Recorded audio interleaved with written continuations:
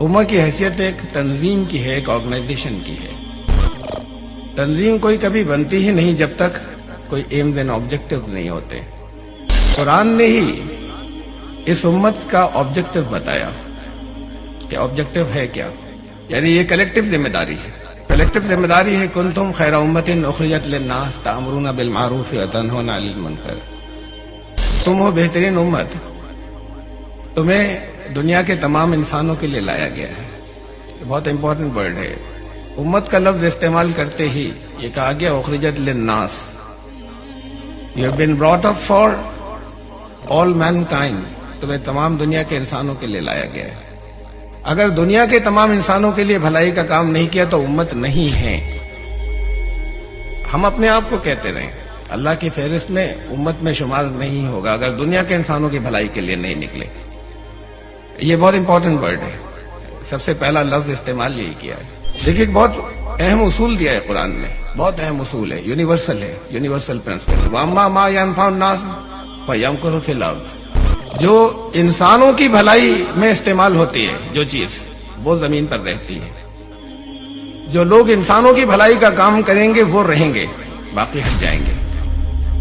زمین پر ٹھہرتی وہی ہے، وہی اشیاء ہیں، وہی چیزیں ہیں، وہی لوگ ہیں جو دنیا کے انسانوں کے لیے نفع بخش ہوتے ہیں۔ یہ بہت امپورٹنٹ بات ہے، اور پھر یہی امت کا منشور قرار دیا گیا کہ تمہیں دنیا کے انسانوں کی بھلائی کا کام کرنا ہے۔ اگر یہ فرض انجام نہیں دیا تو امت نہیں رہے گی، لیکن امت کو تو رہنا ہے، اس لیے کہ امتیں رسولوں سے ہوتی ہیں، اور آخری رسول صلی اللہ علیہ وسلم آ چکے، اب کوئی نیا رسول آئے گا نہیں، تو امت تو رہے گی باقی۔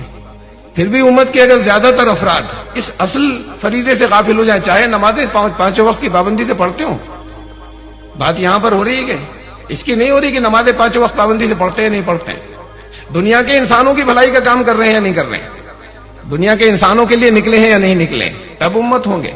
نمازیں پانچوں وقت پابندی سے پڑھتے ہیں، وہ بندگی ہے، وہ انفرادی ذمہ داری تھی، انڈیویجول رسپانسبلٹی تھی۔ اگر ایسا نہیں کر رہے تو یہ آرگنائزیشن ڈیڈ ہو جائے گی، ڈیڈ آرگنائزیشن، اور اللہ اس آرگنائزیشن کو ڈیڈ نہیں ہونے دے گا، اس لیے کہ اب کوئی رسول نہیں آئے گا اور اگلی امت نہیں آئے گی۔ تو پھر حل کیا ہے؟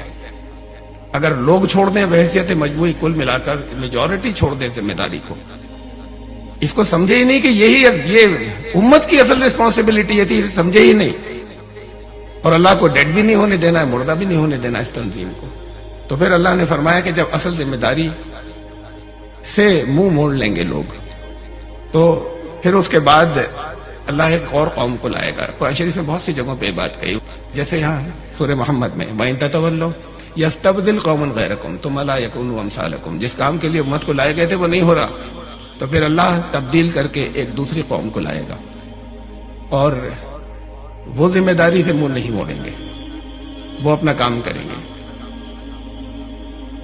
آپ کو کیا کرنا ہے؟ اسی عذاب میں رہنا ہے؟ اس عذاب سے کچھ لوگ بچیں گے۔